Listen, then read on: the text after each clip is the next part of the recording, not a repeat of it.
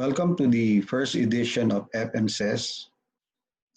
This is our reaction video special. And today, we will talk about the allegations made by EU Member Parliament Ms. Hannah Neumann.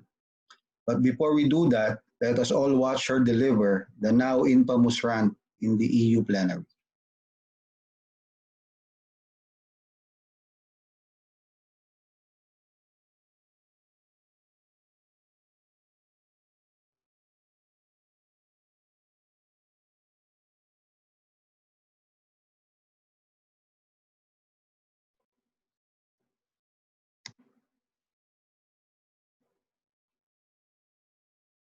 Before the summer, I spoke to Maria Ressa. She had just lost a made-up case, and I was so worried about the human rights situation in the Philippines. And I said, Maria, what can we do as the international community?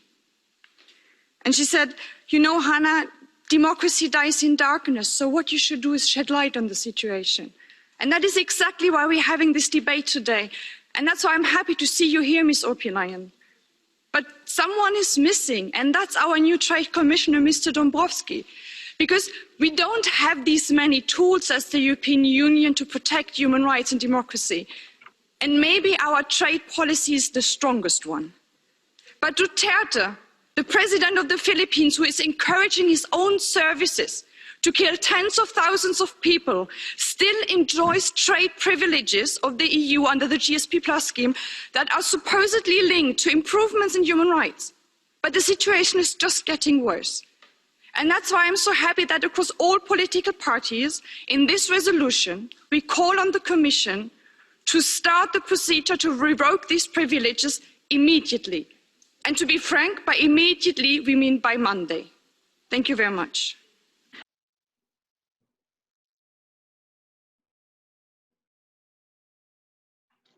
There you have it. Now what we are going to do is to answer one by one all the allegations he made. First, she claimed that Ms. Maria Ressa was falsely convicted of a made-up cyber libel case.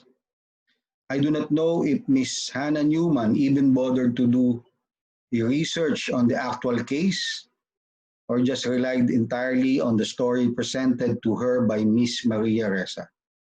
But for her benefit, allow me to do a short timeline on how the case progressed.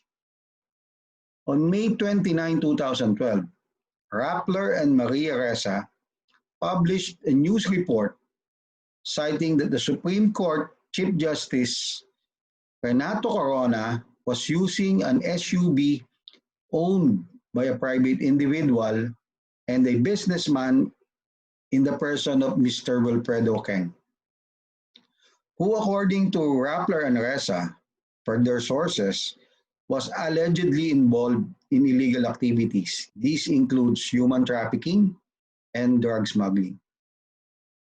An allegation denied vehemently by Mr. Wilfredo Keng, and through efforts of his lawyers, repeatedly asked Ressa and Rappler for an apology and to take down the posted news item. His calls fell into deaf ears. On September 12, 2012, Republic Act number 10175, or the Cybercrime Prevention Act, was signed into law. On February 18, 2014, the Supreme Court declared cyber libel as constitutional. While it is true that no penal crime is retroactive, Ressa and Rappler put it in their own hands to try and test the law. They did this by updating some punctuation marks and, this is the key word, republishing the Wilfredo Keng article on February 19, 2014. Now, on March 2, 2018, the National Bureau of Investigation filed a cyber libel complaint against Rappler and Ressa before the Department of Justice. This case was heard Both parties have legal representations. But there was no intention on the part of Reza and Rappler to participate in the proceedings. They did not even bother to offer an iota of proof to support their libelous accusations against Mr. Wilfredo Kem. So on January 10, 2019, the Department of Justice indicted Rappler and Reza and declared the republished article as clearly defamatory. On February 13, 2019, Reza was arrested. And on the following day, February 14, 2019, Reza posted bail, and I think they filed an appeal to the case. Now, Ms. Neumann, I do not know how you will support the theory that Reza was falsely convicted of a made-up cyber libel case. Maybe you can enlighten the whole world about it, since clearly the whole world is your audience and is not just limited to the European Union. Number two, you claim that our president, President Duterte, was encouraging his own services. With this, you might be referring to the police and the armed forces to kill tens of thousands. Where in the hell you got this figure? From Maria Ressa? Seriously? And tens of thousands? What is this? Are you claiming that the Philippines is a barbaric country where lawlessness abounds? Yes, we have wars to fight. We have to contend with the communist armed groups. We have to contend with the secessionist Muslim rebels. We have to contend with ISIS and other terrorist groups. We also have the criminal elements. But as far as I know, these are common struggles in most of the countries and it's not limited to us, the Philippines. Now allow me to debunk your source of information in Maria Ressa. I will show you news clippings of several fake news articles perpetrated by your dear friend.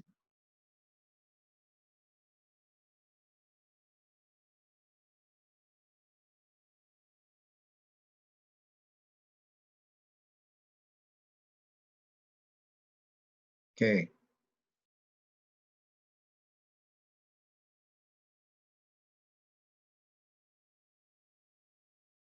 Now, on June 2, 2017,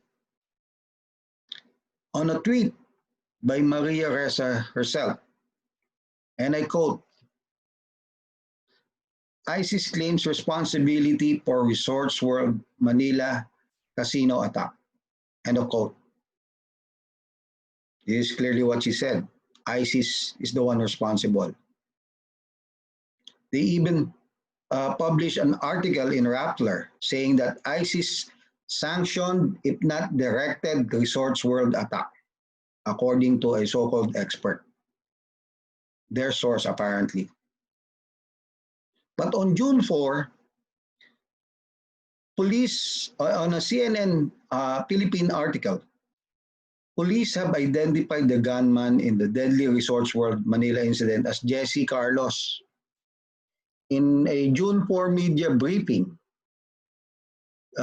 Police Chief Oscar Albayalde said that Carlos was a high roller gambler, had millions of pesos in debt, definitely a troubled individual, and this was confirmed no less than by his family. Yet, on July 2, 2017, Maria Ressa came out with this article in Rappler, again, claiming that this person is the same Jesse Carlos, allegedly an ISIS operative. But look at the person that was identified by the police. Do you see any resemblance? Clearly, this is a case of fake news peddled by no less than Maria Ressa. Again, in an interview with an Australian media outlet, Maria Ressa made this outrageous claim that ABS-CBN has 11 million employees. Are you kidding me? Is ABS-CBN a country? Do they have their own sea and own islands? Really? 11 million employees. This was refuted by no less than ABS-CBN themselves. ABS-CBN said that they only have 5,918 employees that work directly and indirectly. Out of the 5,918, 2,661 were regular employees. 2,096 were project-based employees or seasonal workers. 1,069 are independent contractors and on-camera talents, and 92 project employees. Now, where did that 11 million came from? Now, granted, Maria Ressa apologized. She said that she made a mistake, but the damage has been done. Again, a case of peddling fake news reports. Now, Ms. Neumann, you talk about human rights. This time, let me enlighten you about the flight of refugees from Iraq and Syria. These people suffered from atrocities by ISIS. That is why they left their countries. And yet, after seeking help and asylum in European Union member countries, they continued to suffer the indignities and maybe even worse. From 2011 to present, these refugees are contained in refugee camps in horrific conditions. You said democracy dies in darkness. Is this the reason why there is no light or electricity? No water in your refugee camps? Families have been separated for years because of this. How can you even call it a refugee camp? Allow me to show you some of the pictures. This is a refugee camp in Greece. Another one in Greece. Look at this. Winter. No light, no electricity, therefore no heat.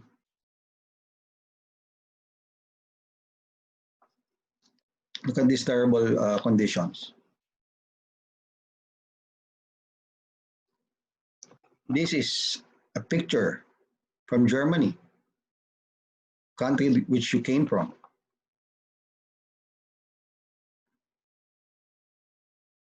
Tomi Sana,